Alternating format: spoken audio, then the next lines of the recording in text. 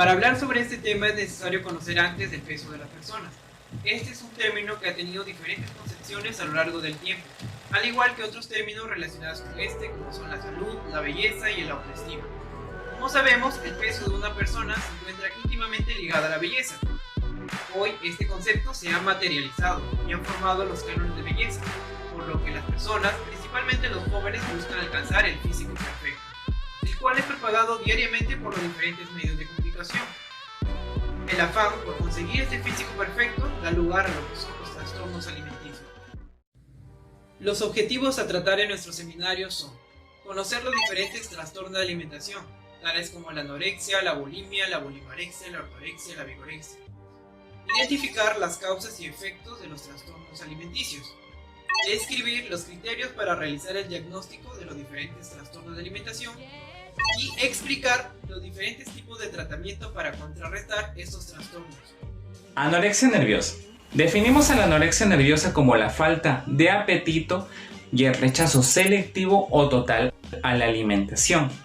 Pero para su correcto enfoque tenemos que tener en cuenta el entorno familiar y social del paciente, antecedentes de enfermedades tanto físicas como psicológicas, ya que haber sufrido de un trastorno del comportamiento alimentario o depresión son factores predisponentes para desarrollar anorexia nerviosa.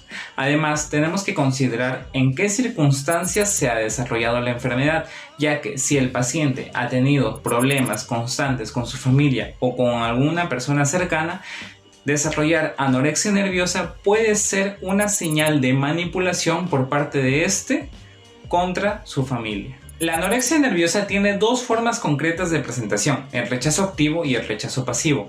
En el rechazo activo, el paciente muestra varias razones por las cuales no alimentarse, ya sea que la comida sabe mal, hay un exceso de comidas o simplemente no tiene hambre.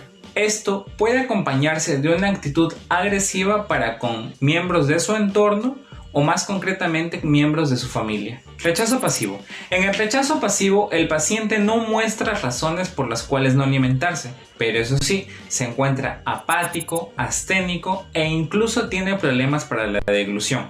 En cualesquiera de ambos casos, ya sea activo o pasivo, constituye una urgencia diagnóstica y terapéutica para que el paciente recupere el buen estado de salud. Los factores de riesgo para desarrollar anorexia nerviosa es haber tenido un antecedente de haber desarrollado un trastorno del comportamiento alimentario o de otra enfermedad psicológica, más frecuentemente la depresión.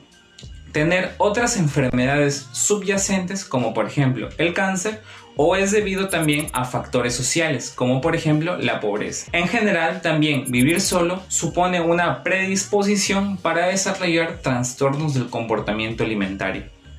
Y además podemos ver otros trastornos que nos predisponen a la anorexia.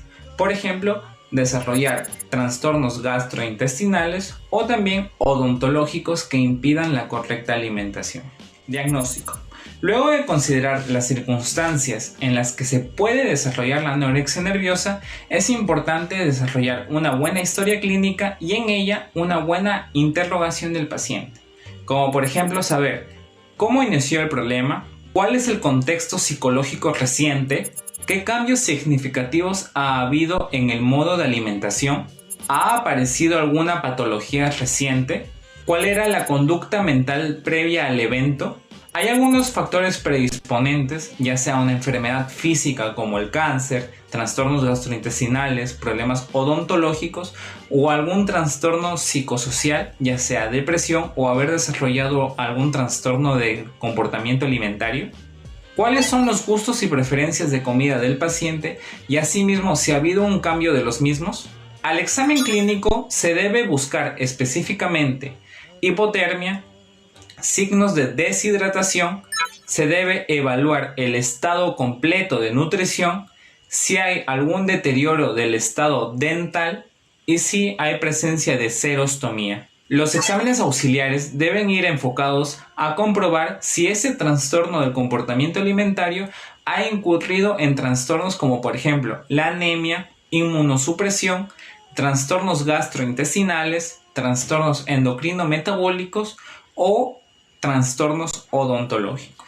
Al concluir la evaluación y al haber recibido los exámenes auxiliares, podemos tener en mente una etiología de lo que está causando este problema de la alimentación, o en su defecto, esta disminución del apetito. Si no es causado por algún problema físico, ya sea una enfermedad subyacente, como el cáncer, por ejemplo, o inclusive la pobreza, nos evocamos a diagnosticar un posible trastorno depresivo, ya que este es uno de los trastornos más frecuentes que pueden derivar en el desarrollo de un trastorno del comportamiento alimentario, y en este caso, la anorexia nerviosa. En lo que respecta al pronóstico de la anorexia nerviosa, contrario a la creencia popular, la mayoría de pacientes van a lograr la recuperación óptima y total. Estudios señalan que este porcentaje de pacientes que logran recuperarse asciende del 50 al 85%. La edad es un factor determinante para el pronóstico de esta enfermedad, porque se ha demostrado que las pacientes que presentan anorexia nerviosa durante la adolescencia tienen una mejor tasa de recuperación que aquellas que presentan anorexia nerviosa durante la adultez. El tiempo también es un factor importante para el pronóstico, porque los síntomas de la anorexia nerviosa con el tiempo pueden evolucionar a síntomas de bulimia nerviosa. Si bien es cierto, la tasa de recuperación es elevada, pero la tasa de mortalidad también es elevada, ascendiendo a un 20% aproximadamente. Para nosotros poder evaluar el pronóstico de esta enfermedad, podemos utilizar la regla del tercio, que establece que un tercio de la población logra recuperarse de manera óptima y efectiva. Otro tercio de la población logra recuperarse pero con secuelas, como amenorrea, dismenorrea u osteopenia. Y el último tercio de la población evoluciona a cronicidad y requiere de múltiples internaciones. Sin embargo, eso no quiere decir que este último tercio no pueda lograr recuperarse. En lo que respecta a las muertes por anorexia nerviosa, las principales causas son la inanición y el suicidio, pero también existen otras causas como fallas cardíacas, problemas renales o uso excesivo de laxantes. Tenemos diversos factores que van a influir en el pronóstico. Como podemos ver en el cuadro de aquí abajo, tenemos factores de buen pronóstico y factores que van a ayudar en que aumente el tiempo de esta enfermedad. Dentro de los factores que prolongan el tiempo de esta enfermedad, tenemos una pérdida grave de peso, problemas psicológicos asociados como por ejemplo el trastorno obsesivo-compulsivo, problemas económicos, sociales o familiares que van a generar sobrecargas de estrés y dificultad para ganar peso después de iniciar el tratamiento. Y dentro de los factores de buen pronóstico vamos a tener una corta duración de los síntomas, una corta duración de los ingresos, apoyo paterno-filial, un buen nivel socioeconómico y un buen apoyo social, además de una aparición temprana de la enfermedad.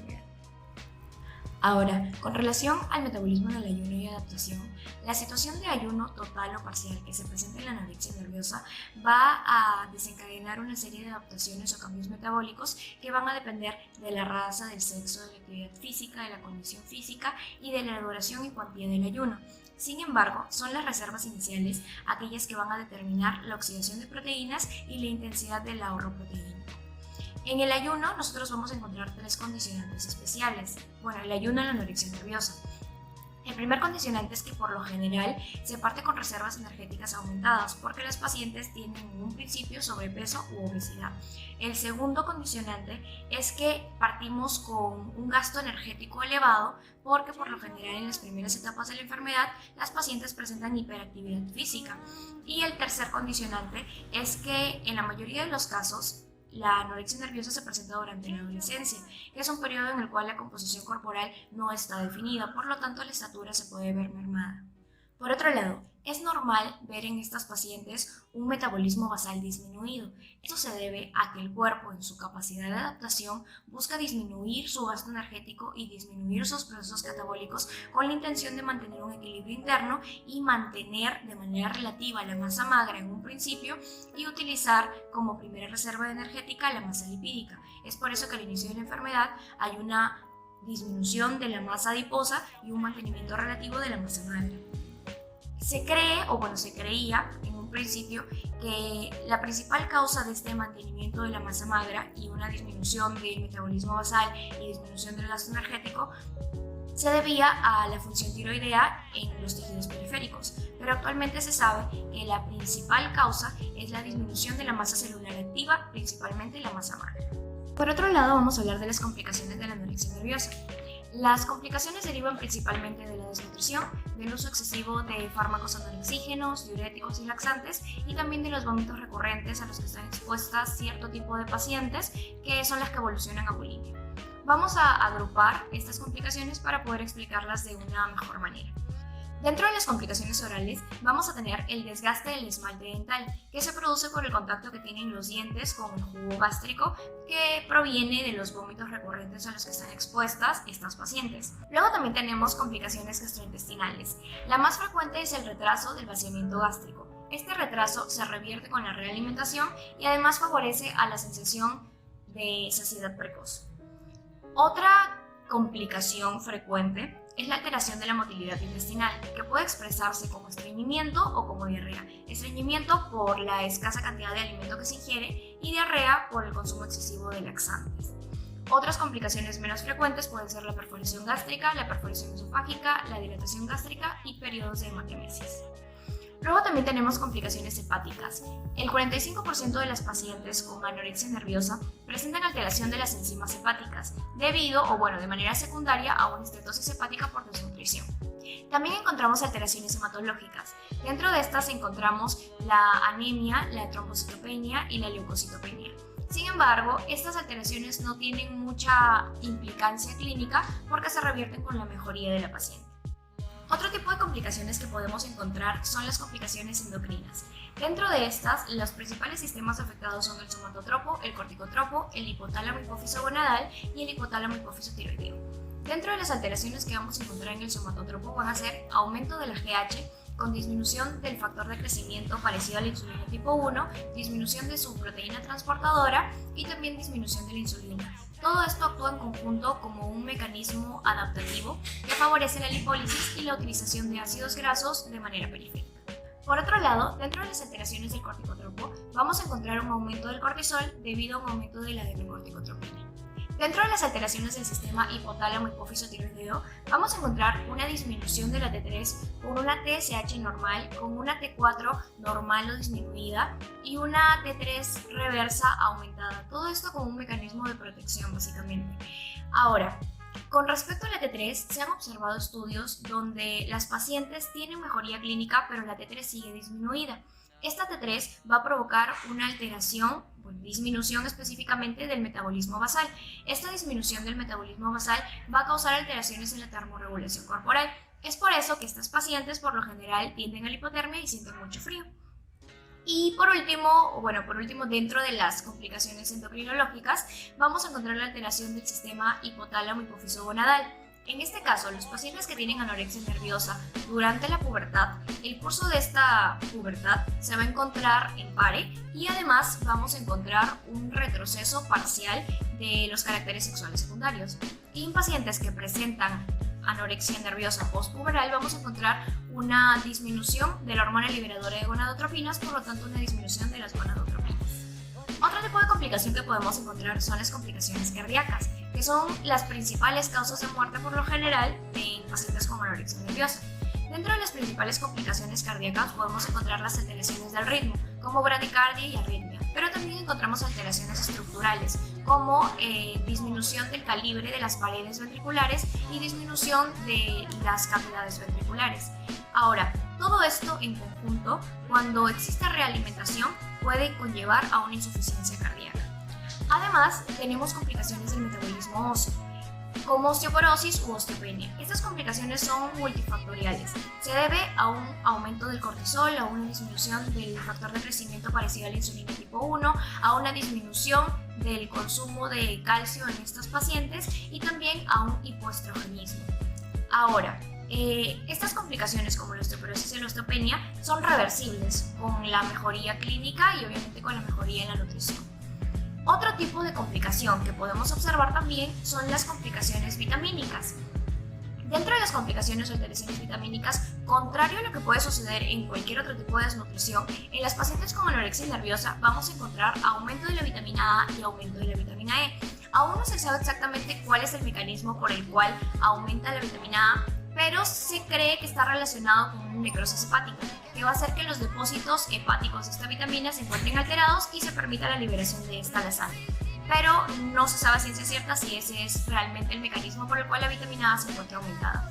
También podemos encontrar disminución o niveles normales de vitamina D y disminución, niveles normales o aumento de vitamina B.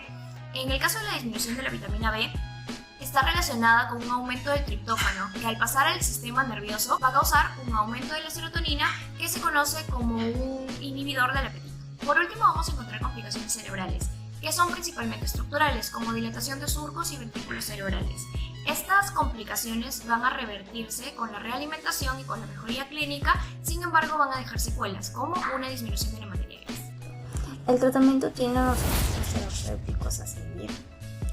Desde el punto de vista nutricional tenemos el punto de vista psiquiátrico. En el punto de vista nutricional, lo que se quiere es alcanzar el peso mínimo saludable, que es el índice de masa corporal mayor a 18 kilogramos por metro cuadrado, o el 85 al 90% del peso ideal. Y en niños y en adolescentes se tiene que tomar o debe usarse las curvas de crecimiento. En el punto número 2 será el conseguir el crecimiento y el desarrollo de los prepúberes y adolescentes y corregir los déficits nutricionales específicos, bien sea los oligoelementos y vitaminas como el fósforo, el magnesio, el potasio. Y también tratar las complicaciones específicas como la menorrea y la osteoporosis, ayudar a reorganizar el comportamiento alimentario, iniciar una labor educativa nutricional. Otros objetivos específicos, como es en el punto de vista psiquiátrico, lo que se quiere es la recuperación mental de los pacientes y lograr la progresiva comprensión y colaboración de la rehabilitación física y trastorno alimentario, mejorar el comportamiento interpersonal y social, y detección y tratamiento de la comorbilidad psiquiátrica y los conflictos psicológicos que favorecen el mantenimiento del trastorno. En este cuadro que estoy presentando, en criterios de ingreso hospitalario, se dice que si se cumple uno o más de esos criterios es justificación para la hospitalización del paciente, como la frecuencia cardíaca disminuida en 50 latidos por minuto bien en el día, o bien sea disminuidos a 45 latidos por minuto durante la noche. En la presión arterial disminuida de 80 a 50 milímetros de mercurio, bien sea también que presente cambios ortostáticos, glucemia menor de 60 miligramos por decilitro, fallo hepático, fallo renal, fallo en arritmias cardíacas, hipotermias, e inclusive también lo que es el trastornos hidroelectrolíticos, como el potasio disminuido en 3.000 equivalentes por litro, el sodio menor que 130.000 equivalentes por litro, el fósforo menor de 2.5.000 equivalentes por litro. En el peso, como ya les había mencionado, bien sea que el paciente pierda o esté en menor de 65% del peso ideal o tenga un índice de masa corporal menor del 15%. También podría estar disminuido el 75% del peso ideal, más otras complicaciones como la pérdida rápida y grave de peso. En los criterios psiquiátricos y sociales hay un intento autolítico o ideas autolíticas, como es de quitarse la vida, ausencia de monitoreo para mejorar, necesidad de supervisión durante la ingesta, ejercicio compulsivo incontrolable, entre otros. En el plan terapéutico que se ha tomado en cuenta, siempre se persigue obtener los objetivos. En cuanto a la selección de la vía de acceso y alimentación, el paciente, y no importa en cualquier sea el nivel asistencial, lo que se quiere es que siempre se seleccione la vía oral. Será siempre de primera elección. Solo se debe considerar la nutrición artificial cuando el paciente sea incapaz de cooperar con la ingesta oral o el paciente presente una situación médica que le impida la ingesta o no exista una correcta progresión ponderal durante el tratamiento. Bien, si es que se le va a dar una nutrición artificial al paciente y nos ponemos a pensar, la nutrición enteral es preferible que la nutrición parenteral. Bien, si es que nuestro paciente o se presenta el caso de malnutrición calórico-proteica moderada, Se le puede asociar lo que es la vía oral más la nutrición enteral. Si es que nuestro paciente o existe el caso de que tenga una malnutrición calórica grave, se le va a dar una nutrición enteral, pero por zona nasogástrica.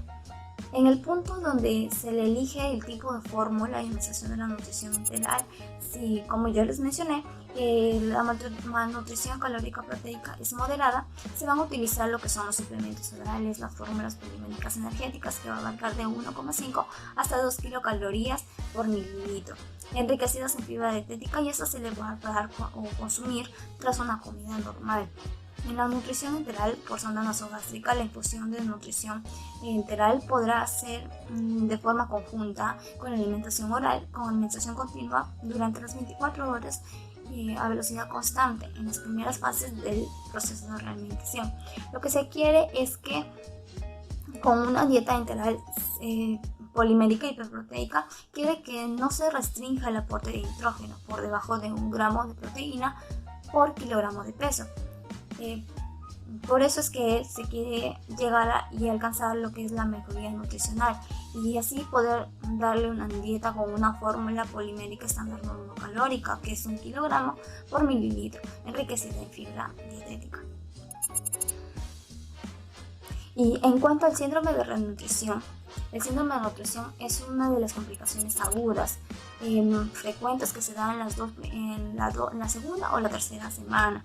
Esta se va a dar mayormente en los enfermos con anorexia nerviosa grave, o sea, los pacientes que han tenido una pérdida o tengan menos del 75% del peso ideal, y si la pérdida ha sido brusca o importante. Bien, en la patogenia se quiere decir que hay una disminución de fósforo, magnesio y potasio. Se va a producir porque, como el paciente está acostumbrado a no recibir aporte nutricional y darle una realimentación brusca y rápida, esto se va a aportar o va a haber un excesivo de hidratos de carbono, lo que quiere decir que se va a estimular la secreción de insulina. Y al estimularse la secreción de insulina, esta va a permitir el acceso del intersticio hacia el espacio intercelular, no solo de glucosa, sino también de agua y electrolitos, como ya mencionados, de fósforo, magnesio y potasio. Por eso se va a ver disminuido en la sangre. Por eso sus manifestaciones clínicas es la hipofosforemia, hipopotasemia, hipomagnesemia, rectomiólisis, insuficiencia respiratoria, cardíaco-congestiva, hipotensión, arritmias, entre otros. Inclusive se puede dar la muerte súbita. En la prevención va a ser prudente, tiene que ser prudente, tiene que ser progresiva durante las primeras 72 horas y obviamente que va a haber una monitorización clínica y analítica estricta durante la primera semana de realimentación. Se dice que si el paciente tiene un bajo valor de fósforo, o sea, menos por debajo de 3 miliequivalentes por litro, se deberá recibir suplementos. Con los pacientes que presentarán mayor riesgo de sufrir este síndrome, se debe iniciar la realimentación muy escaso, con un escaso aporte de 20 kilocalorías por kilogramo de peso, y realizar un incremento muy lento y progresivo y gradual, no más de 50-100 kilocalorías por día. En cuanto a la encefalopatía, se va a tratar el déficit de vitamina. Va a ser frecuente en alcohólicos, pero eso no quiere decir que en la malnutrición calórica grave, como la anorexia nerviosa, no se le va a presentar. Y el cuadro clínico es que tiene esta enfermedad característica porque tiene una aparición brusca y aguda, alteraciones oculares, ataxia, estado confusional. El tratamiento tendría que ser vía intravenosa o intramuscular, de 100 miligramos de tiamina por 5 días. En la menorrea se le va a restablecer a la paciente cuando ésta tenga el peso mayor del 90% del peso ideal. Se le va a reinstaurar la menstruación. Pero si no se consiguiera a pesar de que ella gane peso, entonces se le va a tener que administrar progesterona. En el tratamiento de la pérdida de masa, se sabe que esta osteopenia o osteoporosis que puede presentarse es, en los casos de larga duración, es casi irreversible y es muy grave. Entonces, las causas serían por la baja ingesta de calcio, la baja ingesta de vitamina D, déficit estrogénico, reducir la absorción de calcio, entre otros. Y la recomendación más extendida es administrar calcio de 1200 hasta 1500 miligramos por día o más vitamina D 400 por día. Otros aseguran también utilizar lo que es la terapia estroprogestática. En el alta hospitalaria, nacimiento posterior, lo que pasa es que nosotros tenemos que tener esos objetivos bien claros y poder concluirlos, ¿no? Cumplir con la mejoría. Eso es lo que se quiere, tanto en el punto nutricional y el psiquiátrico. Bien se dice que si el paciente alcanza del 85 al 90 del peso ideal, podría darse de alta, pero eso no es un criterio universal. Se dice que también del 80% del peso ideal, o si el índice de masa corporal superior del 18 kilogramos por metro cuadrado. Otros estudios nos aseguran que el 90 al 92% de su peso ideal presenta menor índice de recaída y reingreso hospitalario. Cuando el paciente haya cumplido con todos estos objetivos, se haya cumplido con los objetivos terapéuticos, va a tener un seguimiento tras el alta por un equipo multidisciplinario y por unidades o consultas ambulatorias. La bulimia constituye actualmente un problema de salud que afecta más frecuentemente a mujeres en una edad promedio de 18 años, con una prevalencia del 2 al 3% en la población general. Es un trastorno que se caracteriza por atracones de comida en un corto periodo y por acciones compensatorias que buscan contrarrestar esta ingesta desmedida, con el objetivo de no subir de peso. Estas acciones compensatorias son de tipo purga, ya sea por vómitos, uso de laxantes, enemas, diuréticos y otros medicamentos, por restricción de la ingesta o por realización excesiva de actividad física. Estos episodios de atracones se van a caracterizar por dos hechos. Primero, por la ingesta elevada de alimentos y segundo, por la sensación de falta de control que genera en el individuo sentimientos de culpa o autodesprecio. Estos se producen al menos una vez a la semana durante 3 meses. Puede ser crónico o intermitente y estar asociado a trastornos del estado anímico, ya sea depresión o ansiedad. Una característica común que hay entre la anorexia y la bulimia nerviosa es la falta y la alteración de la percepción de la forma y del peso corporal del individuo que influye en su autovaloración. Dentro de la etiología vemos que la bulimia es el resultado de múltiples causas, con factores causales a nivel neurobiológico, psicológico y social. A nivel neurobiológico vemos factores nutricionales, eventos fisiológicos y bioquímicos. A nivel psicológico, la baja autoestima, alteración de emocionales y el pensamiento perfeccionista. Y dentro del nivel social incluye actividades que pueden centrarse mucho en el peso, ya sea deportes, modelajes o danzas, aunque también el déficit de habilidades sociales, la dificultad de relaciones interpersonales, la cual también entra en el ámbito familiar. La bulimia se puede caracterizar en 2 tipos, lo cual nos permite determinar si ha habido la presencia o no y el uso de métodos de purga. Primero tenemos una bulimia purgativa, en el cual el individuo se ha provocado el vómito o ha hecho uso de laxantes, enemas, diuréticos u otros medicamentos. En la bulimia no purgativa, como su nombre lo ha dicho, no utiliza estas técnicas purgativas, sino otras, como es el ayuno y la práctica de ejercicio intenso. Sin embargo, a lo largo de los años se ha podido relacionar a otro factor psicológico, en donde se va a plantear 2 dimensiones. Primero, la baja ingesta, las dietas, y segundo, un estado anímico negativo. Diagnóstico y pronóstico de la bulimia nerviosa. El diagnóstico generalmente es clínico, basado en una buena historia clínica y en un examen físico minucioso que puede ser talla, peso y analítica básica. Dice, las pruebas complementarias se fundamentan en el estado de salud del paciente y la gravedad de las repercusiones de la enfermedad.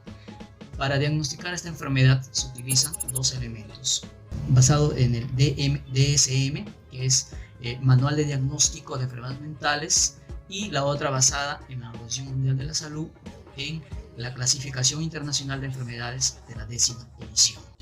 Los elementos del Manual de Diagnóstico Estadístico de las Enfermedades Mentales son los siguientes.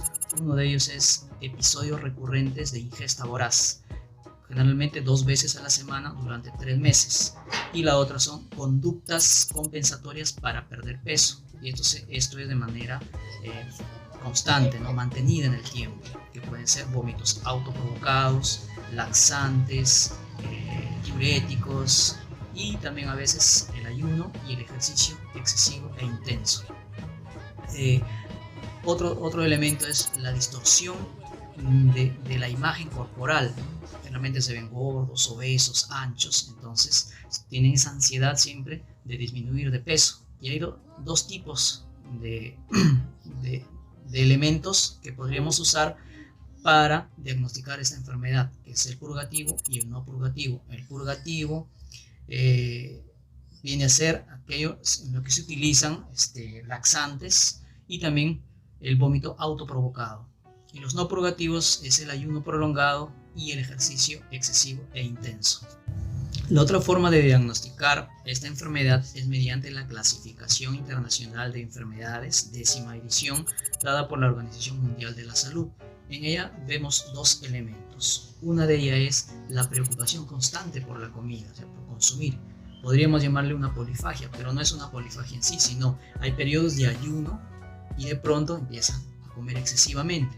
O sea, y el otro elemento es un uso de técnicas complementarias para bajar de peso o frente al supuesto aumento de peso que ellos pueden verse a sí mismos. Para ello usan el vómito autoprovocado, utilizan fármacos como anfetaminas, utilizan también el ayuno intermitente o prolongado por mucho tiempo, etc.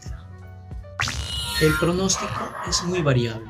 Generalmente puede ser entre 3 a 4 años, sin embargo, hay periodos de recaída, digamos, ¿no? Episodio fluctuante, ¿no?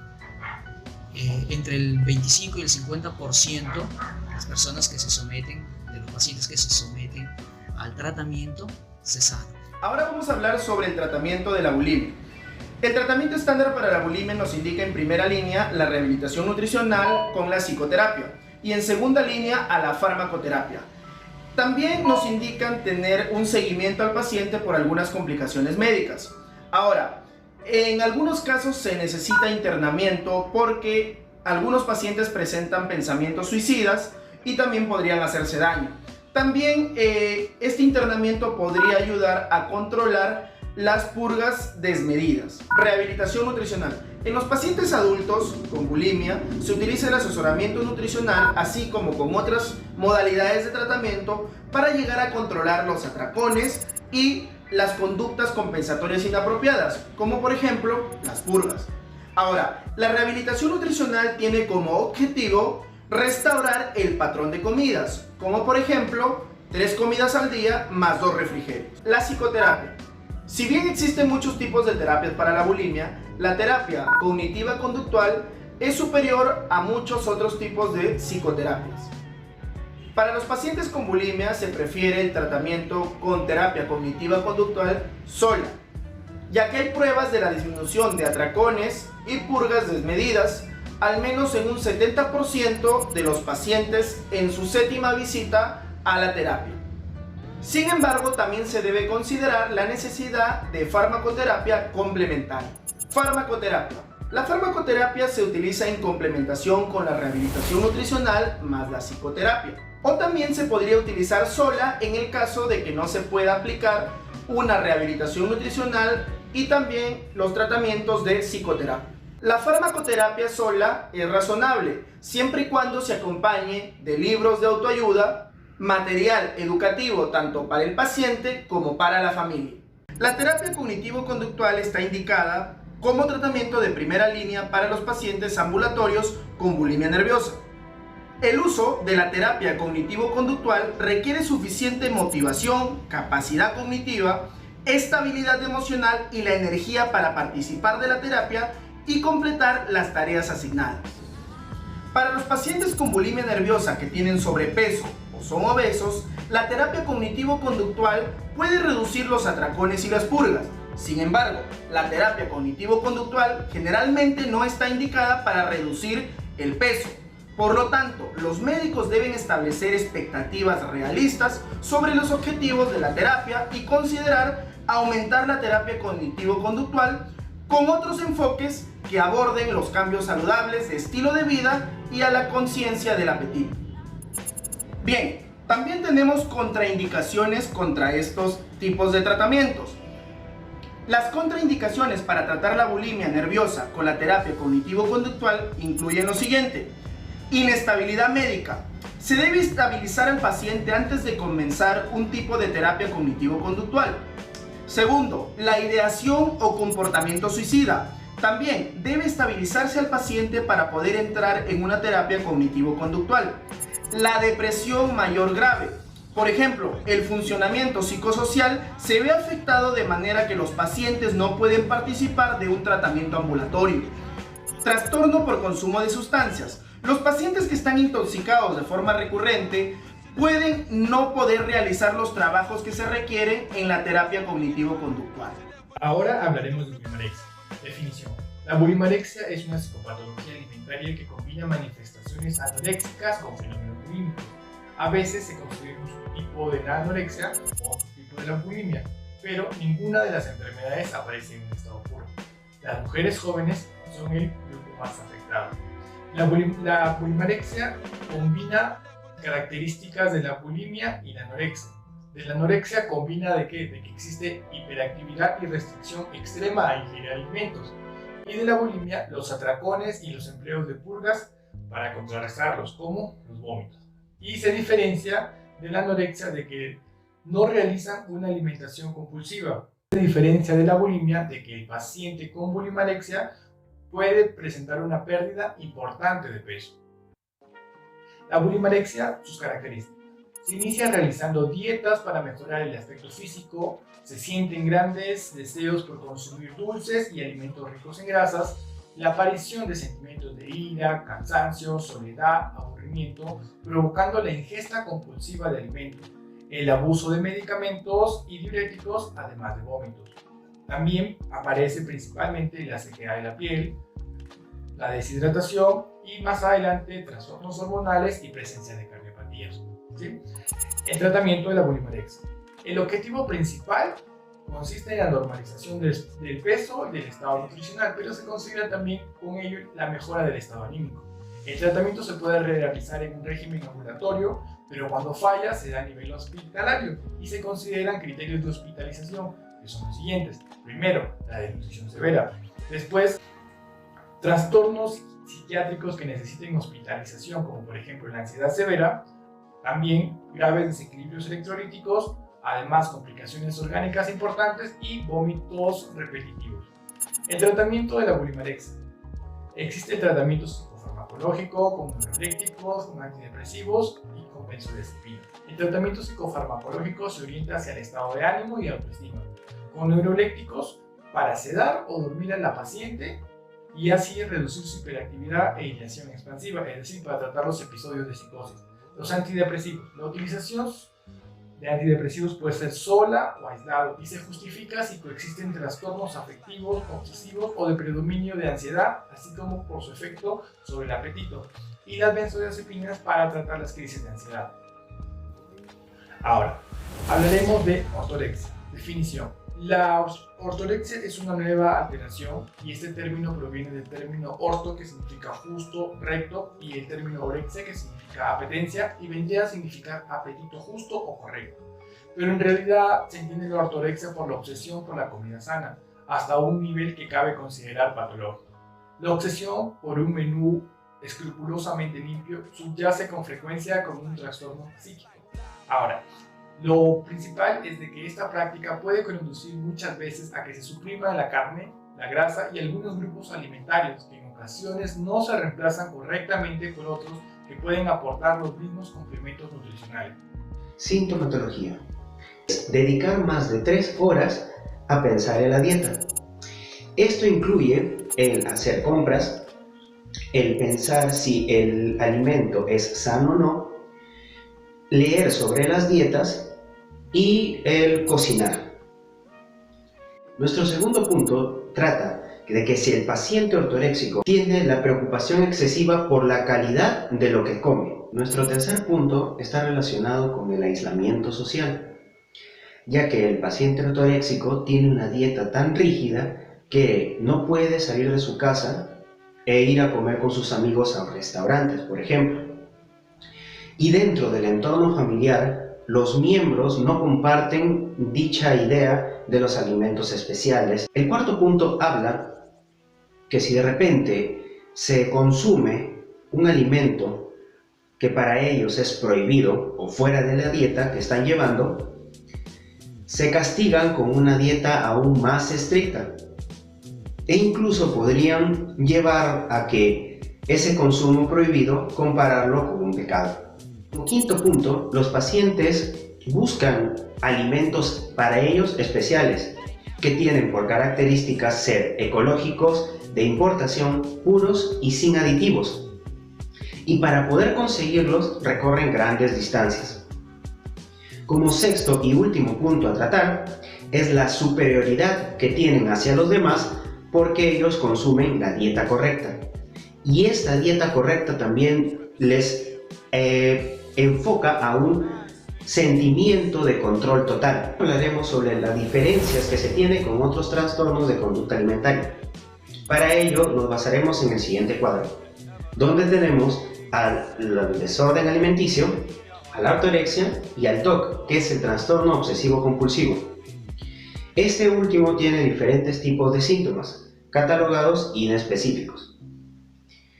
Entre la ortorexia y el desorden alimenticio, donde se encuentra la anorexia y la bulimia, habremos encontrado una mayor comparación específica, de los cuales, si decimos quién tiene el miedo a subir de peso, hablaremos que en el desorden alimenticio se tiene ese miedo, mientras que los ortoréxicos, por llevar una dieta para ellos sumamente sana, no tienen miedo a subir de peso. Mientras que los pacientes ortoréxicos tienden a concentrarse en la calidad de los alimentos, los pacientes con desorden alimenticio se concentran en la cantidad. Estos alimentos de calidad son los alimentos especiales de los cuales hablamos, que son ecológicos de importación, que son puros y sin aditivos. Para lo que son las reglas relacionadas a la alimentación, en un paciente ortoréxico son abiertas y racionalizadas, mientras que un paciente con desorden alimenticio, sea anorexia o bulimia, son ocultas. Y como último punto, las alteraciones de la imagen corporal estarán influenciadas más en un paciente con desorden alimenticio que en un paciente ortoréxico, ya que este último no tiene la mayor preocupación por lo que está llevando para él una dieta correcta. Consecuencias de la ortorexia, las cuales las podemos dividir en consecuencias físicas o psicológicas. Consecuencias físicas. En el aspecto físico podemos observar hipervitaminosis o hipovitaminosis como carencia de la vitamina B2, la cual va a conllevar a trastornos en el comportamiento, acentuando más la obsesión del paciente por una dieta macrobiótica, la cual consiste en un control exagerado sobre todo lo que va a llevar un plato de comida, llegando a fingir un autocontrol, ya que estos pacientes siempre logran perderlo. También tenemos desnutrición, anemia, deficiencias de bioelementos como calcio, hierro, etc. Y en fases avanzadas vamos a poder observar trastornos obsesivos compulsivos relacionados con su alimentación, lo cual les va a conllevar a tener hipotensión o enfermedades cardiovasculares. Un indicador esencial para estos aspectos es un índice de masa corporal menor de 18. Consecuencias psicológicas. Entre las principales tenemos una conducta obsesiva, lo cual conlleva al paciente a aislarse y perder contacto con su entorno social, niveles altos de dopamina y bajos de serotonina, lo que lleva a un exceso de euforia, ansiedad, depresión e hipocondriasis. Estos pacientes van a ser estrictos, perfeccionistas y rígidos, lo cual les va a llevar a tener un gran sentimiento de culpa. En casos más graves vamos a poder ver una distorsión gradual del pensamiento. Ahora tenemos factores predisponentes. En los últimos años podemos ver que la obsesión con los alimentos ha aumentado, lo cual ha llevado a considerar a la obesidad como una pandemia. Esto lleva a que los pacientes busquen dietas que van a aportar grandes grupos de alimentos. Entre los principales factores predisponentes tenemos una predisposición genética a trastornos obsesivos compulsivos o a diversos trastornos que conlleven a una ortorexia. También tenemos pacientes de sectores marginales. El sector marginal, aunque parezca mentira, es uno de los mayores sectores afectados, ya que estos pacientes van a buscar qué ingredientes tienen los alimentos y cuánto cuestan. También tenemos pacientes que han sufrido anorexia nerviosa, lo cual van a estar predispuestos a un control más rígido en sus dietas. Una ilusión por una seguridad total. Estos van a creer que a través de dietas van a prevenir enfermedades. Un deseo de controlar todo. Un claro ejemplo, los pacientes que tienen una dieta macrobiótica. Negación de la realidad. Por ejemplo, una mayor probabilidad de casos son en las mujeres que siguen cánones rígidos de belleza. También tenemos una búsqueda de espiritualidad a través de la cocina. Se va a buscar a Dios en la comida, lo cual se ha demostrado que es una de las causas más severas de contraer ortorexia. Y por último, el miedo a la gente. Los pacientes se van a aislar para que no los vean comer. Datos demográficos. La ortorexia no ha sido aún oficialmente reconocida por los manuales terapéuticos de los trastornos mentales, por ser muy novedosa. La Organización Mundial de la Salud indica que existe una prevalencia alrededor del 28% de la población mundial. Existen pocos estudios en torno a dicha enfermedad, lo que ha hecho que no haya datos exactos sobre la prevalencia. Es por ello que hemos recuperado una serie de estudios realizados en diferentes países para así poder tener una visión aproximada sobre la prevalencia de este novedoso trastorno. Primero, en nuestro país, se trata de un estudio realizado en estudiantes de medicina de una universidad privada peruana. Se tuvo como muestra total a 287 estudiantes de medicina de esta universidad, en lo cual obtuvieron como resultado 18.82% de prevalencia alrededor de este trastorno, en el cual el mayor porcentaje fue varones. Otro estudio realizado en Chile. Contaron con 205 estudiantes de un establecimiento municipal con edades comprendidas entre 16 y 18 años. Los resultados obtenidos fueron 30.7% de estudiantes que padecían este trastorno o estaban en riesgo de tener conductas ortoréxicas, de los cuales el mayor porcentaje se concentró en varones y en estudiantes de 18 años. Estudio realizado en Colombia. Este estudio tuvo como objetivo principal analizar los indicadores de ortorexia en estudiantes universitarios de una institución privada de Medellín. Tuvieron como muestra total a 344 estudiantes de dicha universidad, con edades comprendidas entre 17 y 22 años. Los resultados obtenidos fueron 28.8% de estudiantes que padecían de ese trastorno, de los cuales el mayor porcentaje estuvo concentrado en mujeres y en estudiantes con edades comprendidas entre 19 y 20 años. Estudio realizado en Brasil. Este estudio tuvo como finalidad hallar la prevalencia de ortorexia en estudiantes de nutrición de la Universidad Católica de Brasil. Tuvieron como muestra total a 124 estudiantes con una edad promedio de 23 años. Como resultados obtuvieron que un 27.4% de los estudiantes padecían de ortorexia, un 69.4% estaban en riesgo de desarrollar comportamientos ortoréxicos y un 3.2% no tenían ningún indicio de padecerla. Concluyeron que el alto riesgo de padecerla estaba en relación con el poco conocimiento que tenían de este trastorno. Estudio realizado en España. Su objetivo fue investigar la prevalencia de ortorexia en una población de estudiantes universitarios españoles. Tuvieron como muestra a 454 estudiantes de la Universidad de Castilla, con edades comprendidas entre 18 y 41 años. Obtuvieron como resultados que el 17% de esos estudiantes tenían riesgo de ortorexia. Estudio realizado en Australia.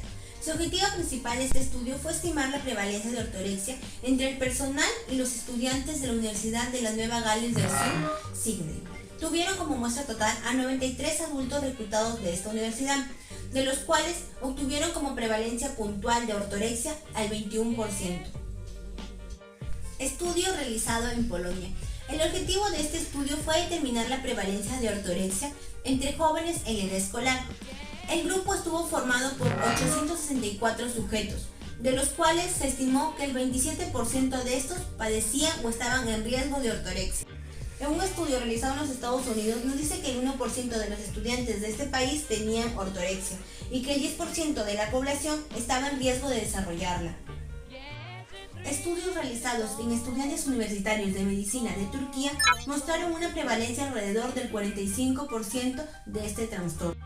En un estudio realizado en Hungría mostró una prevalencia de 74.2% en una muestra de estudiantes universitarios. En conclusión, podemos inferir que el país con mayor prevalencia de este novedoso trastorno fue Hungría. En los últimos años, la sociedad se ha obsesionado cada vez más con el coronavirus. Los medios de comunicación informan continuamente sobre los nuevos descubrimientos acerca de los alimentos potencialmente peligrosos, como la relación entre las grasas trans y los ataques al corazón. Además, los anunciantes suelen utilizar tácticas de miedo para promover sus productos.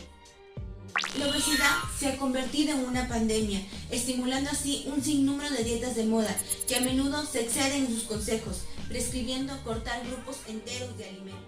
Los expertos citan todos estos cambios en la sociedad como causas subyacentes de la ortorexia nerviosa.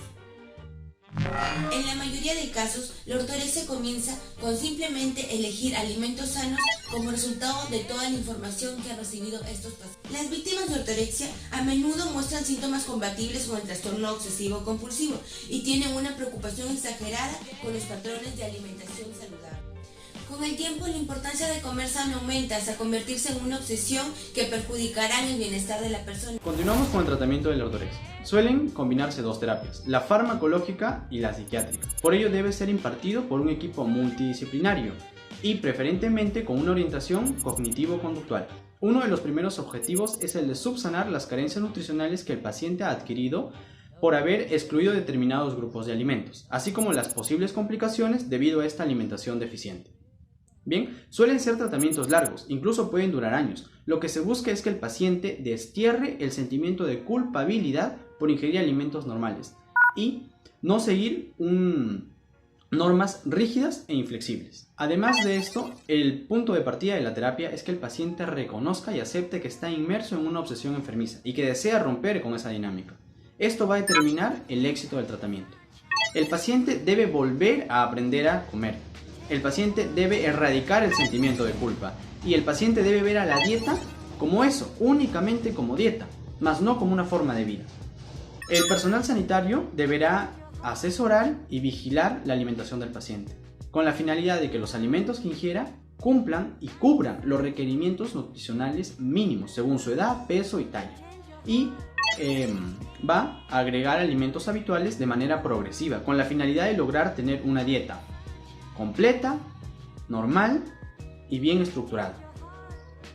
Esto debe hacerlo de manera progresiva, como les digo, para que el organismo tolere y se adapte a alimentos que antes no consumía. En paralelo, el tratamiento psicoterapéutico debe lograr instaurar en el paciente mecanismos o estrategias que le permitan superar sus descompensaciones personales que lo llevaron a este cuadro de ortorexia.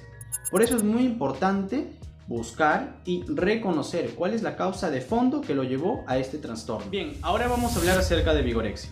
En cuanto a su definición, se entiende por vigorexia como el deseo de ganar masa magra más no grasa y una alteración en la percepción de la imagen corporal. Son estas dos cosas. Los pacientes con vigorexia se suelen ver pequeños y débiles cuando realmente son grandes y musculosos. Además presentan pensamientos obsesivos sobre su aspecto físico, afectando su entorno psicológico y social. Otros autores lo denominan anorexia inversa o complejo de Adonis.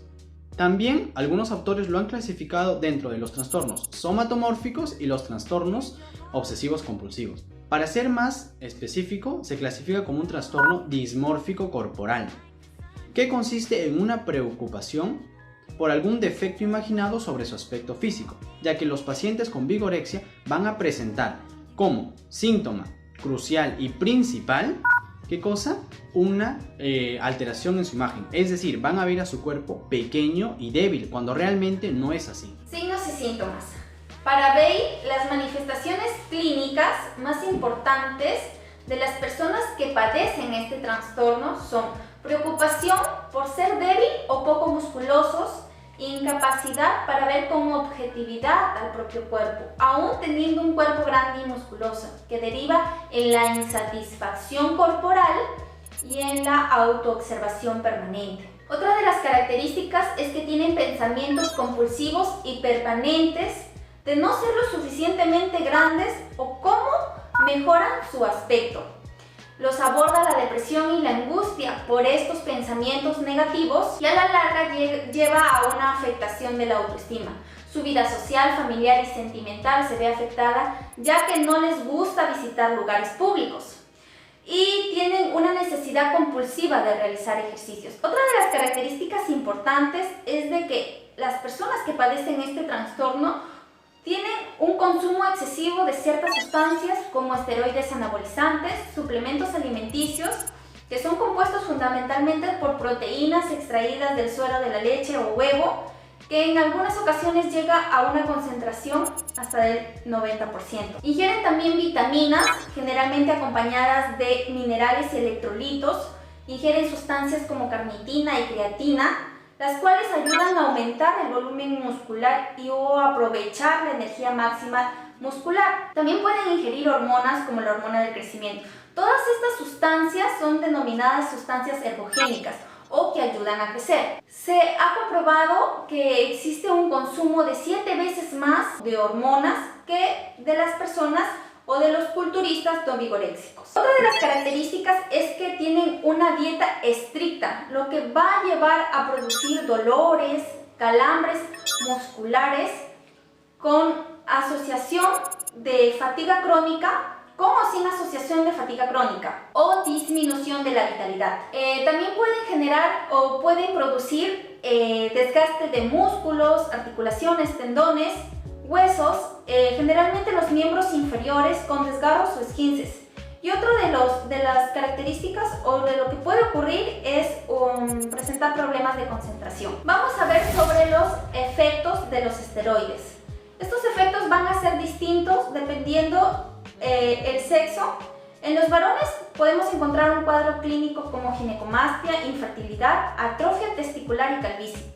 En las mujeres se presenta como crecimiento del vello facial, crecimiento del clítoris, reducción del tamaño de las mamas, redistribución de la grasa hacia formas más masculinas, pérdida de cabello, cambio de voz y amenorrea. Y las características clínicas que están en ambos sexos vendrían a ser hipertensión, problemas cardíacos, aumento del ventrículo izquierdo, parálisis del crecimiento óseo y acné. También se observan algunos efectos psiquiátricos, dentro de los más frecuentes tendencias suicidas, manías, delirios y agresividad. Datos demográficos. Se estima que este trastorno puede afectar entre el 1 al 10% de usuarios habituales de gimnasio. En España tiene una prevalencia de 0.048%. Otras estimaciones nos dicen que de los 700.000 casos de anorexia, el 10% son varones. Y de ese 10%, un tercio ha llegado a la anorexia desde la vigorexia. Este trastorno es característico de los varones, representando un 80%. Y un 20% en las mujeres, entre rangos de edad entre 15 y 35 o 40 años. El 40% de usuarios y casi el 80% de personas que son sujetos vigoréxicos han consumido drogas o se han planteado la posibilidad de consumirlas con la finalidad de aumentar su masa muscular. Personas con vigorexia tienen ese afán de aumentar la masa muscular, por ende toman complementos proteicos, vitaminas. Es por ello que se ha llegado a la conclusión de que ese trastorno está muy relacionado con el nivel socioeconómico medio-alto. Comorbilidad de la vigorexia, principalmente trastornos de ansiedad y estado de ánimo. Además, en este tipo de personas con vigorexia existe una falta de conciencia sobre la enfermedad. Asimismo, también existen síntomas de conductas obsesivas, como por ejemplo, 50% de personas vigoréxicas señalaba dedicar más de 3 horas diarias al trabajo de sus músculos. Tenemos también que este tipo de personas presenta un comportamiento compulsivo, como que un 54% de personas vigoréxicas mostraba tener poco o nada de control sobre su necesidad compulsiva de levantamiento de pesas, o también tenían poco o nada de control sobre sus regímenes alimentarios ligados a dietas extremas. Este tipo de personas también suele tener consecuencias a nivel social, como un ausentismo laboral, a nivel de pareja, y hay una pérdida de el interés sexual. Además, asimismo indica que el 29% de los vigoréxicos informa haber padecido anorexia nerviosa y bulimia nerviosa, y también trastornos por atracones. Si bien no es un trastorno comórbido, es importante destacar el deseo por incrementar de forma más efectiva la masa muscular. Recurren a sustancias como esteroides anabolizantes. Estos esteroides anabólicos provocan un aumento de la masa muscular. Además, genera un desarrollo de las capacidades físicas, como son la fuerza, la resistencia. Y todo esto es muy efectivo en un corto plazo. Pueden consumir otros tipos de suplementos que también sirven para sustituir la comida, pero bueno, provoca que el individuo pierda nutrientes que sí lo pueden obtener en los alimentos de manera normal. Ahora, todos estos factores provocan efectos secundarios en el individuo, como en este caso lo detallan Moreno y Tejada en una revisión que hicieron en el año 2018. ¿Qué tipos de alteraciones podemos encontrar? Tenemos alteraciones endocrino-metabólicas, entre las cuales podemos observar un incremento del vello, una masculinización, alteraciones menstruales en la mujer, el acné, entre otras. También podemos ver lesiones hepáticas, en este caso causadas muchas veces por exceso de proteínas, este tipo de personas. ¿Como cuáles? Aumento de enzimas hepáticas, hepatomas, ictericias. Además, dentro de ello podemos observar también un mayor riesgo cardiovascular por sobrecarga, hipertensión arterial, hipertrofia cardíaca, hipercolesterolemia, entre otras. Podemos también observar alteraciones renales, alteraciones inmunológicas, alteraciones psíquicas y del comportamiento, ¿no? Es muy frecuente observar dentro de este tipo de pacientes agresividad, trastornos afectivos como depresión, ansiedad y hipomanía. Ahora vamos a ver el modelo explicativo, dentro de los cuales vamos a encontrar tres tipos de factores: factores predisponentes, factores desencadenantes y factores mantenedores. Dentro de los factores predisponentes podemos encontrar ser hombre entre 18 y 35 años, vivir en una sociedad del culto al cuerpo. Asimismo, también podemos ver tendencias compulsivas, tendencias adictivas, experiencias negativas con el cuerpo o apariencia por su escaso tamaño o fuerza. Dentro de los factores desencadenantes podemos encontrar una experiencia traumática, estresante relacionada con el cuerpo o el consumo de ciertas sustancias. Ahora, dentro de los factores mantenedores podemos ver refuerzo y reconocimiento facial, evitación de las sensaciones negativas por la imagen corporal, un escape de los pensamientos obsesivos, reducción de la ansiedad por la necesidad compulsiva de hacer ejercicio, un ambiente social favorecedor y una subcultura de culturismo. Hay tres instrumentos principales que son el Somatomorphic Matrix, el ACQ y el MATCH, de los cuales los más importantes son los dos primeros. Empezamos a hablar de Somatomorphic Matrix o matriz somatomórfica. Bien, este es un cuestionario que va a incluir en su base de datos a 100 tipos de imágenes de sexo masculino, las cuales van a variar desde un cuerpo muy graso hasta un cuerpo muy musculoso. En sus distintas variables va a presentar 4 tipos de modelo tipo, que son el culturista, el modelo sumo, el modelo patata y el modelo lápiz. El modelo culturista hace referencia a un cuerpo que es muy poco graso pero muy musculoso. El modelo sumo hace referencia a un cuerpo muy graso y muy musculoso. El modelo patata hace referencia a un cuerpo muy graso y poco musculoso, y el modelo lápiz hace referencia a un modelo poco graso y poco musculoso. Bien, ahora el modelo ACQ o instrumento ACQ, que son siglas en inglés traducidas al español, quiere decir cuestionario complejo de Adonis. Este va a constar de 13 ítems, y lo que va a hacer es explorar el grado de insatisfacción que presenta el individuo respecto a su aspecto y hasta qué punto puede llegar a cambiarla. Va a contener respuestas que se van a dividir en opciones: opción A, opción B y opción C. La opción A con un valor de 0, la opción B con un valor de 1 y la opción C con un valor de 3. Al sumar estas puntuaciones se va a obtener un resultado que de acuerdo a ello se va a clasificar en función al valor numérico. Si está entre 0 y 9 quiere decir de que hay una preocupación del individuo por su imagen corporal, pero que no va a afectar su vida diaria. Si se encuentra entre 10 y 19 puntos, tiene una afectación media moderada. Si se encuentra entre 20 y 29 va a padecer del complejo de Adonis, y si se encuentra entre 30 y 39 tiene un serio problema con su imagen, por lo que hay que consultar a un especialista para poder iniciar un tratamiento. Y la escala 3 que hay que mencionar también, que es con las siglas MASS, M-A-S-S, que están en inglés, traducido al español, escala de satisfacción muscular, que fue diseñada para la evaluación de síntomas de dimorfia muscular. Bien, ahora hablamos sobre otro punto que son los criterios de diagnóstico de vigorexia. Son 3, criterio A, criterio B y criterio C. El criterio A nos hace referencia a que el individuo persiste con la idea de que su propio cuerpo no es lo suficiente magro y musculoso. El criterio B, 4 puntos, está dividido.